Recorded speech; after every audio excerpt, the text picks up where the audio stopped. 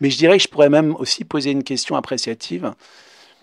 Ce serait de dire, souviens-toi d'un moment dans ta vie où ça n'a pas été facile. Un moment de ta vie où tu as peut-être dû faire des choix, ou peut-être ces choix t'ont été imposés. Et tu as traversé cela. Et tu t'en es senti encore plus vivant ou vivante. Et aujourd'hui, tu en es heureux, heureuse. Souviens-toi de ces moments-là et regarde comment tu y es parvenu. Quelles ont été les valeurs qui se sont manifestées?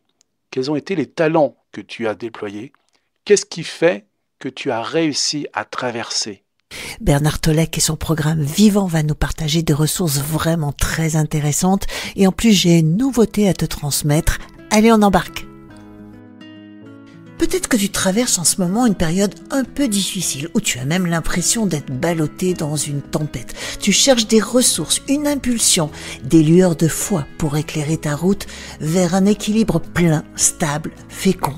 Alors reste avec nous pour une traversée vers l'essentiel. On embarque sur un petit voilier en direction d'une île aux ressources. Alors c'est une image à emprunter à la navigation. C'est pour te proposer d'écouter le témoignage inspirant de mon invité d'aujourd'hui qui nous transmet son expérience, ses outils de résilience. Je suis Anne Rollo-Lapointe, praticienne en santé émotionnelle. Bienvenue dans l'essentiel, le podcast qui nous conduit vers l'équilibre après la tempête. Bonjour Bernard Tolec. Bonjour Anne. Eh bien, je te remercie d'embarquer avec nous pour cette traversée de l'essentiel. Avec toi qui nous écoute aussi actuellement et moi qui hisse les voiles. Nous allons prendre le vent, le temps de partager l'expérience d'une épreuve, une tempête que toi, Bernard, tu as traversée. Alors, tu vas nous raconter ton histoire qui touche à la fois ta vie personnelle et professionnelle.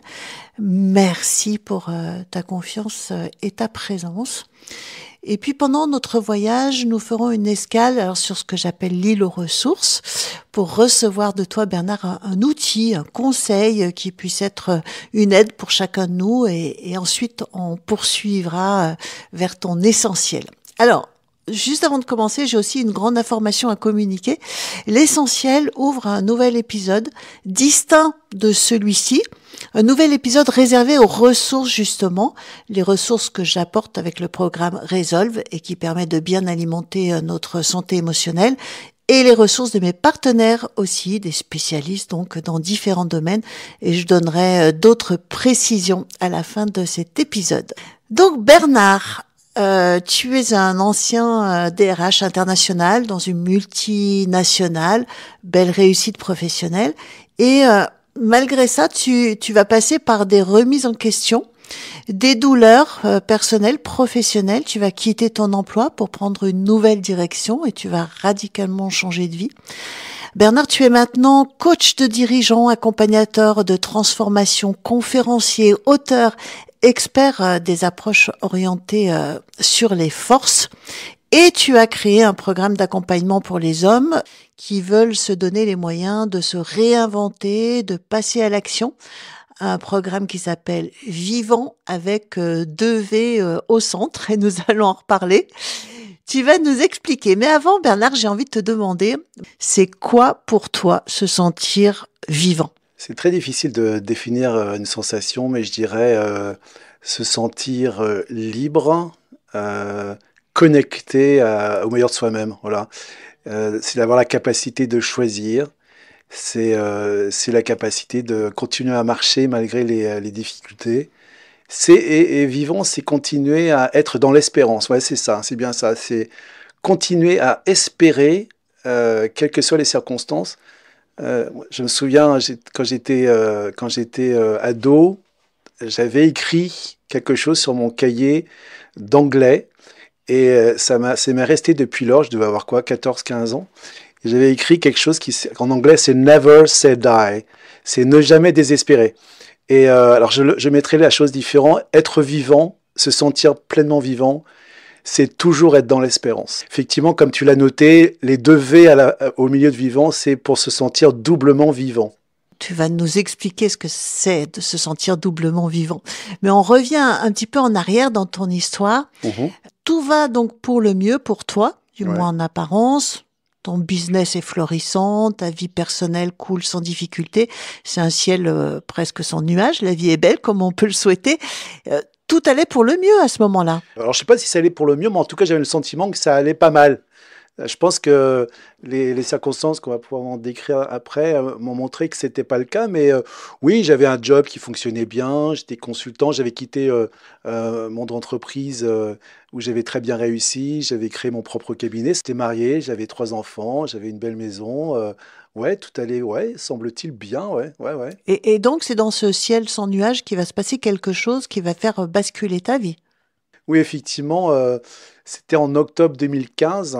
Je me souviens être dans notre bibliothèque avec ma femme et elle me pose la question, tu te sens heureux? Et j'étais agacé par cette question, je sais pas, qui paraissait bizarre, probablement parce que je l'étais pas au profondément.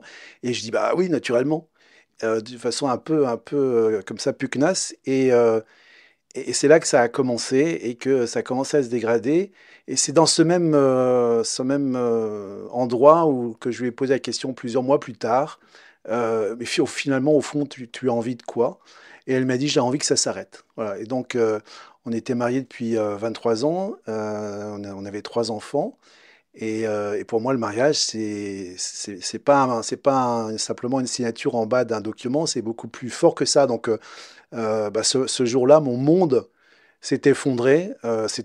J'imaginais mourir à 90 ans dans les bras de ma femme, dans une maison recouverte de vignes vierges. Enfin, voilà, et là, c'était pas le cas parce que j'avais 50 ans. Et là, donc oui, c'est vrai que mon monde s'effondrait. Ça s'effondrait. Ouais. Et on s'est séparés. Puis après, on a divorcé. Et donc, qu'est-ce qui va se passer aussi professionnellement pour toi, puisque dans cette douleur personnelle, tu vas aussi ressentir un vide au niveau professionnel? Alors oui, parce qu'à l'époque, donc j'avais quitté mon entreprise, j'étais consultant, indépendant, coach, et globalement, ça avait toujours plutôt pas mal marché. Et ayant ça à gérer, je ne me voyais pas pouvoir gérer 2 choses en même temps, ce choc émotionnel absolument incroyable, hein, et puis le fait de pouvoir continuer à développer. Parce que pour développer, il faut avoir de l'énergie, il faut avoir de l'optimisme, etc. Donc là, j'étais vraiment atteint dans cet élan. Et donc, du coup, je me suis dit, comment est-ce que je peux faire pour finalement ne pas tomber, quoi, pas tomber au fond du trou. Et donc, bah, qu'est-ce que j'ai fait? J'ai regardé tout autour de moi les bouées de sauvetage qui pouvaient se présenter. Et je connaissais un cabinet conseil à Paris, où je connaissais au moins 2 des 3 associés. Et j'ai tapé à la porte et je suis rentré dans ce cabinet. Voilà. Donc j'ai pris la bouée. Alors, on pourra peut-être le dire après, mais prendre une décision sur une question de peur, très mauvais. C'est très mauvais. C'est très mauvais. Aujourd'hui, je peux en parler parce que j'ai pas mal d'hommes qui m'appellent et qui se trouvent dans des circonstances similaires. Et je leur dis, très mauvais. C'est très mauvais de faire ça. Mais à l'époque, c'est comme si j'étais exclu de ma roue, un peu roue de la vie, comme un hamster est exclu d'une roue. Au lieu de réinventer, de regarder au large, comme tu proposes de le faire avec ce bateau, eh ben, qu'est-ce que j'ai fait? J'ai regardé la prochaine roue où je pouvais me remettre, et c'est ce qui a été le cas, quoi. Ouais. Oui, mais c'était aussi sans doute pour ne pas couler, pour ne pas sombrer. Oui, alors on pourra jamais refaire cette histoire, on pourra jamais se dire qu'est-ce qui se serait passé si j'avais choisi une autre alternative. Donc, ce que je peux constater effectivement, c'est que ça a été une bouée qui m'a permis de ne pas couler, et en même temps, c'est une bouée qui m'a failli me tuer. Voilà. Donc, c'est à la fois les deux aspects d'une bouée. Si la prendre, c'est ne pas couler, mais si on reste dedans, elle sert. Et elle sert à un moment où voilà, ça manque d'air, quoi. Comment est-ce que tu as fait pour pouvoir respirer de nouveau? Eh ben, c'est en prendre conscience. Deux, le Covid a été ma porte de sortie, à vrai dire. Alors, le Covid a été malheureusement, pour beaucoup de monde, des moments de forte douleur. Moi, ça a été mon moment de sortie où le Covid, finalement, nous a gardés, chacun d'entre nous, à notre domicile. Donc, j'étais éloigné, finalement, des personnes de cette entreprise. Et je me suis retrouvé, alors certes, dans un cocon qui était un cocon de 23 mètres carrés, donc c'était pas terrible pendant plusieurs mois, mais à continuer mes activités professionnelles sur d'autres champs et à transformer beaucoup de ce que je faisais précédemment de présentiel en distanciel. Donc j'y ai mis beaucoup d'énergie et beaucoup de joie. Et comment j'ai fait ensuite? Bah, c'est que j'ai quitté l'entreprise, j'ai négocié un départ et je suis parti. Tu es parti pour construire quelque chose ou tu es parti pour réfléchir, tu es parti pour aller dans une nouvelle direction? Alors déjà, je suis parti déjà euh, pour sortir d'un climat que moi je considérais comme toxique. Et donc j'ai recréé finalement une entreprise avec ma personnalité, ce que je suis. Donc je ne suis plus à travailler pour une marque, mais je suis à travailler, un, pour mes clients, et puis deux, ils me prennent pour ce que je suis, presque plus que pour ce que je sais faire.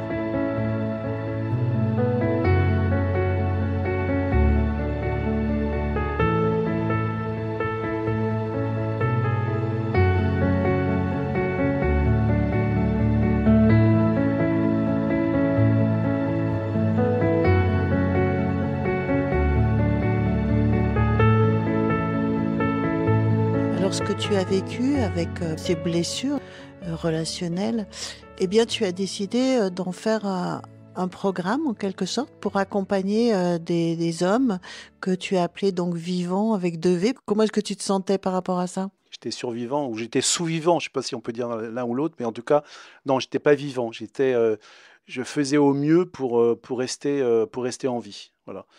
Alors, j'ai pas lancé ce programme-là tout de suite. Tout allait bien. J'habite aujourd'hui à Angers. Je suis passé d'un appartement de 35 mètres carrés à Paris à une grande maison avec un très beau jardin, dans une ville merveilleuse, entouré de plein d'amis, enfin, en bonne santé, etc., etc. Et le business tournait très bien, vraiment très très bien. Et le matin, ben, je me réveillais avec une sorte de vague à l'âme, comme si j'avais un voile gris devant une toile de couleur, quoi. Donc je me dis, qu'est-ce qui se passe? Mais bon sang, qu'est-ce qui se passe? Pourquoi tout va bien et pourtant ça va pas? C'est bizarre. Et à l'époque, je me faisais accompagner d'entrepreneurs qui étaient eux-mêmes coachs et qui accompagnaient des entrepreneurs comme moi dans le développement de leur activité. Et je me souviens, ils nous avaient invités à venir à Cannes pendant 2 jours et ils nous ont fait faire plusieurs exercices, dont un qui m'a fait sourire d'ailleurs parce que c'est un exercice que je pourrais faire aux personnes. C'est de cet exercice-là qui est arrivé ce programme. Et la question qui m'a été posée, c'était, enfin, pas à moi personnellement, mais aux 100 personnes qui étaient là: prenez un cahier, notez sur votre cahier le moment le plus difficile de votre vie. Moi, tout de suite, c'est ma femme me quitte. Et la question qui vient après est assez surprenante parce elle était la suivante, c'est noter les 50 choses positives que cet événement vous a fait vivre depuis. C'est fait exprès, ces 50, parce que ça va par palier, hein. Les 10 premières, c'est ce qui te vient en logique. Les 10 suivantes, c'est ce qui irait plus dans l'émotionnel. Et les 10 suivantes, là, tu commences à avoir ton âme et ton inconscient un peu plus te parler. Donc, j'en ai pas trouvé 50, j'en ai trouvé 35.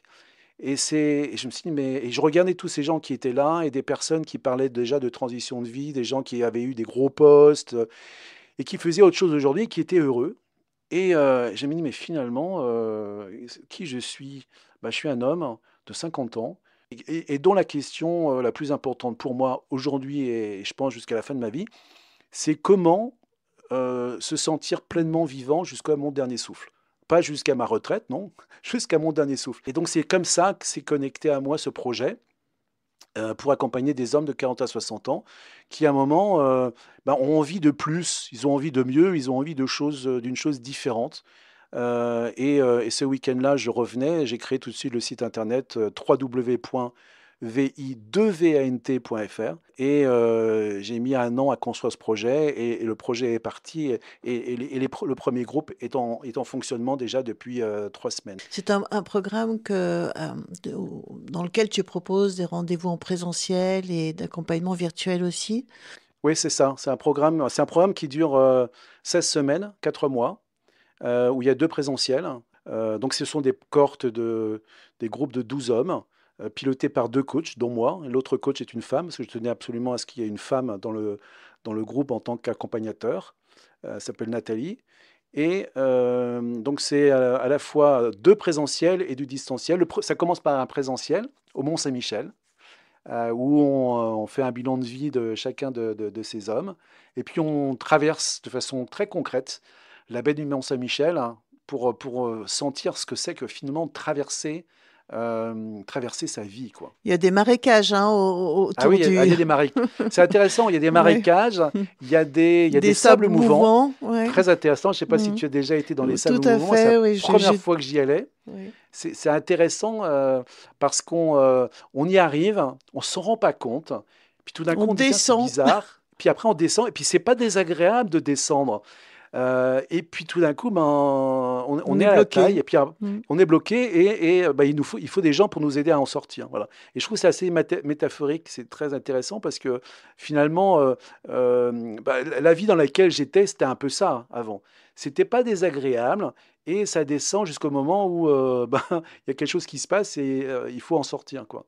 Donc c'est un programme collectif, mais qui est aussi accompagné de façon individuelle, parce que chacun des participants peuvent bénéficier d'un certain nombre de séquences de coaching individuel. Alors, ces deux rendez-vous en présentiel, donc le Mhm, Mont-Saint-Michel, la Sainte-Baume, donc dans le sud de la France, le Mont-Saint-Michel avec l'Archange qui porte son nom. mhm, La mhm, Sainte-Baume, le lieu où vécut Sainte-Marie-Madeleine, ce que l'on appelle l'apôtre des apôtres, ce n'est mhm. pas anodin. Pourquoi ces choix de lieux, c'est des ancrages importants de foi, de lieux de foi? Alors plus que des lieux de foi, c'est des lieux de cheminement. Moi j'aime beaucoup, beaucoup, beaucoup marcher. J'ai marché. Alors, initialement, je rêvais de partir dans le désert.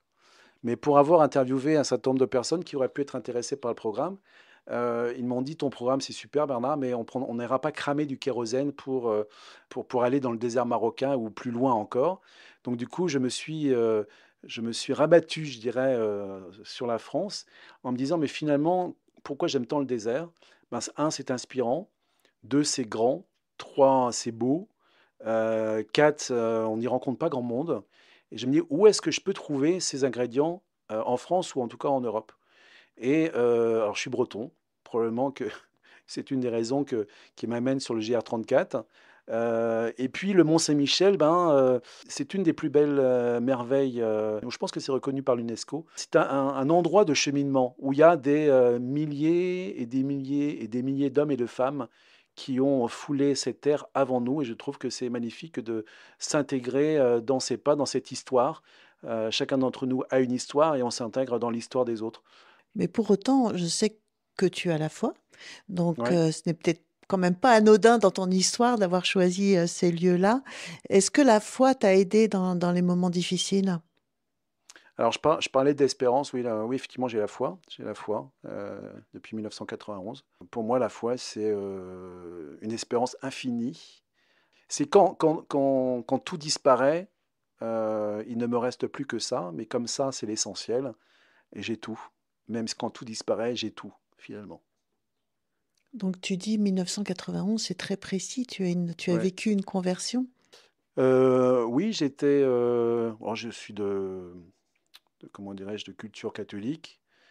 Mais pour moi, les chrétiens et les catholiques, c'était des gens. Alors, j'avais une perception absolument assez abominable de gens. Alors, c'est très, très caricatural ce que je vais dire là, mais c'est ce que je vivais à l'époque. En tout cas, la vision que j'en avais, des gens plutôt tristes, austères, pas toujours sympas.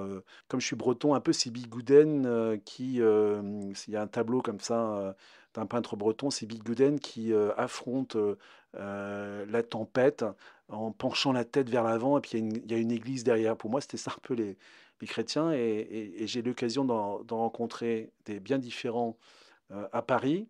qui était dans la joie, dans l'espérance, alors c'était il y a longtemps, hein, donc qui allaient en boîte de nuit et qui lisaient leur Bible et allaient au culte. Donc du coup, je me suis dit, mais c'est quand même bizarre. Donc c'est possible d'être les deux à la fois, d'être vivant et chrétien. Donc c'est ça qui m'a effectivement connecté avec ce que je ne connaissais pas de cette foi-là. Et tu l'as incarnée dans ta vie, elle s'est incarnée dans ta vie. Oui, absolument. Ouais. Et ce mot vivant, justement, est-ce qu'il il fait partie aussi de la vie, hein? Jésus dit, je suis le chemin, la vérité et la vie. Est-ce qu'il y a quelque chose de cet ordre-là? Oui, absolument. Alors autant mon programme Vivant est un programme qui est destiné à tout le monde. Dans le programme Vivant, on amène les hommes à regarder leur vie sur tous ces aspects, y compris la vie spirituelle. Mais la vie spirituelle, dans le programme Vivant, c'est être connecté à plus grand que soi. Donc on vient avec qui on est, c'est-à-dire on est chrétien, musulman, juif, athée, agnostique, bouddhiste, taoïste, enfin ce qu'on veut. Les gens viennent avec ce qu'ils sont. Voilà. Par contre, oui, c'est moi ce qui m'habite, c'est effectivement cette foi. Et un jour, je suis tombé à un moment où j'hésitais encore à aller sur ce projet. Je suis tombé effectivement sur un verset que j'ai pioché comme ça, je vais dire par hasard ou avec hasard avec un grand D. C'est le verset de Jean, Saint Jean, verset 10, chapitre 10, verset 10. Moi, je suis venu pour qu'on ait la vie et qu'on l'ait surabondante. Ouais. Donc ça, c'est un des versets qui m'habite. Soyons vivants, quoi. Soyons vivants. Ouais. On a qu'une seule vie, hein. On n'a qu'une seule vie. Et cette vie-là, on l'écrit. C'est pas comme quand on écrit un post sur LinkedIn où on réfléchit, on écrit, on le corrige, etc. Non, la vie, c'est pas ça. La vie, c'est on l'écrit au fur et à mesure qu'on avance. Il n'y a pas de brouillon. C'est au propre immédiatement. Donc, soyons vivants, quoi. Ouais.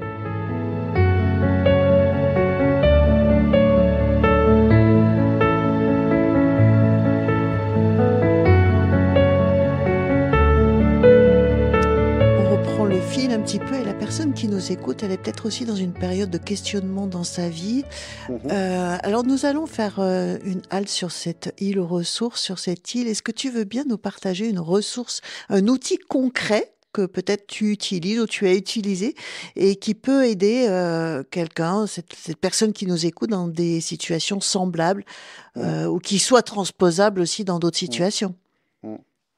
Bah, déjà, j'ai envie de dire à cette personne que, en termes de ponctuation, là où elle en est, c'est pas un point final, déjà. C'est que c'est une virgule ou un point-virgule dans sa vie. C'est que la vie continue après. Certes, c'est peut-être un peu compliqué, mais donc ça, c'est souvent ce que je dis aux personnes qui m'appellent, c'est que c'est pas un point final, premièrement. Donc, il y a de l'espérance. Deuxièmement, je dirais que ce que je note sur moi, sur mes clients, qui soient dans ce programme vivant ou qui se trouvent dans des organisations, c'est que les personnes, si elles sont déconnectées de leurs ressources, elles vont vite partir vers le fond. Donc c'est quoi une ressource? C'est par exemple, qu'est-ce qui est disponible encore de ce que je vis? Qu'est-ce qui est disponible là où les gens vont être plutôt focalisés sur ce qui leur manque? Qu'est-ce qui me donne envie plutôt que ce sur quoi je suis frustré? Quelles sont mes aspirations derrière les frustrations que je vis? C'est des questions qui vont être profondément orientées sur leurs ressources. Et quand on n'a pas cette capacité de se poser ces questions-là, allez chercher des personnes qui vont vous poser ces questions-là. Donc c'est ça pour moi qui serait le plus important.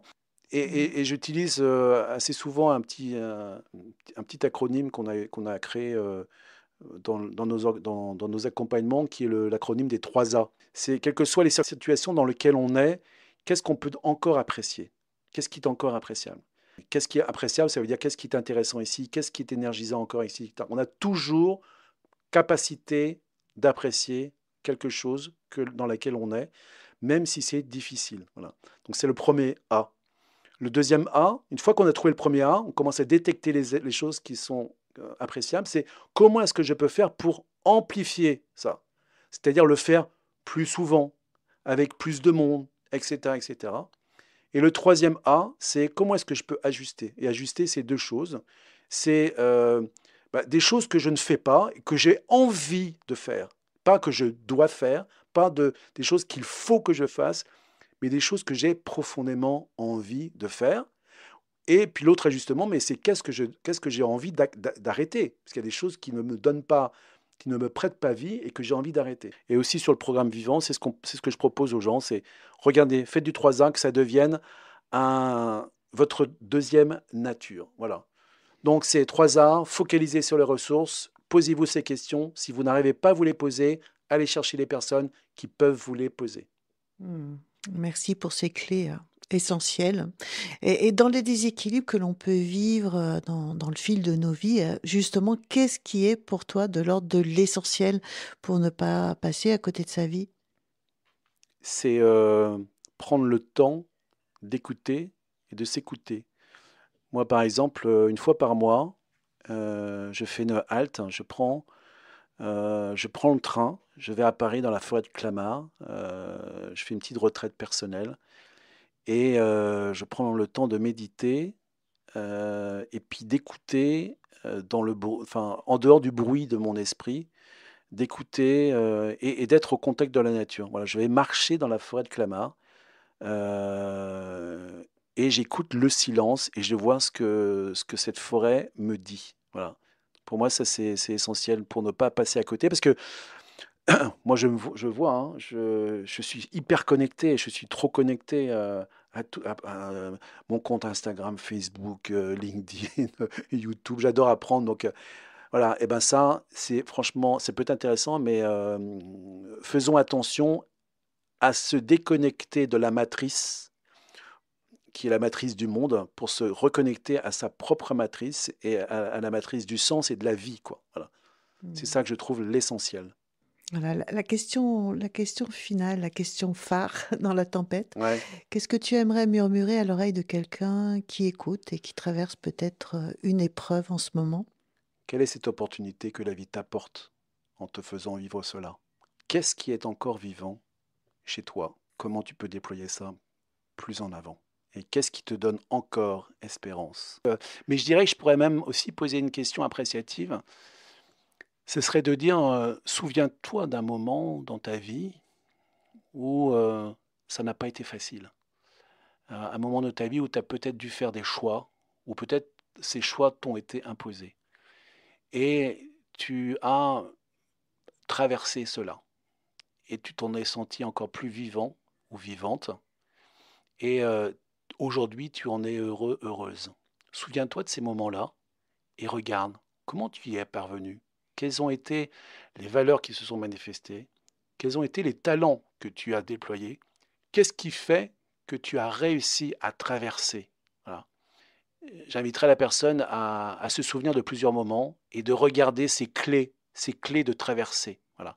Ces moments où elle a réussi à le faire pour pouvoir se reconsolider et se reconnecter à ses ressources qu'elle a déjà utilisées et qu'elle est capable de reproduire. Et ces clés qui sont dépendantes d'elle ou qui sont dans les mains de quelqu'un qu'elle connaît autour d'elle. Merci beaucoup Bernard. Donc on peut partager, retrouver des informations sur ton site web. Ouais, j'en ai deux, effectivement. J'en ai Ouais. deux. J'ai le site qui est dédié à l'approche appréciative, sur lequel vous pouvez trouver ce genre de questions, qui est www.appreciative, A-P-P-R-E-A, ok, Ok. appréciative, vous avez compris. Appréciative, on le mettra. Appréciative, www.appréciative-inquiry.fr. Mhm. Et puis le deuxième qui est www.vivant avec 2V au milieu.fr. Et puis on peut te retrouver sur tous les réseaux sociaux, LinkedIn, Alors, Facebook, ouais, Insta. ça c'est sûr que Tu es partout. je me répands, j'espère intelligemment sur tous les réseaux sociaux, effectivement. Ouais. Ben, un grand merci à toi. Et puis Ça a été un plaisir. c'était passionnant. Donc nous allons vraiment mettre en pratique ces clés que tu nous as fournies, ces ressources. Et puis Plaisir. voilà, avis aux hommes de 40 à 60 ans. Ils sont les bienvenus. S'ils ont besoin, envie, qu'ils veulent s'engager, ils sont les bienvenus chez nous. Merci Bernard, au revoir. Je t'en prie, à bientôt. Et pour terminer, eh bien voici les informations concernant les nouveaux épisodes qui vont être diffusés ponctuellement le week-end. Ce sont des épisodes au format court et gorgé en ressources simples, naturelles, pour nous aider à retrouver ou développer un bon équilibre de vie. Alors je ne serai pas seule, j'ai de nombreux amis partenaires, experts dans leur domaine qui viendront aussi partager avec toi leurs outils de résilience. Le visuel de l'île aux ressources est différent de celui de l'essentiel, mais tu vas le reconnaître très rapidement. Alors pour ne pas manquer ces épisodes, eh bien abonne-toi à ce podcast ou à la newsletter ou encore rejoins le groupe WhatsApp. Le lien est dans le descriptif. Ce sont les différents moyens pour rester informé. À très vite.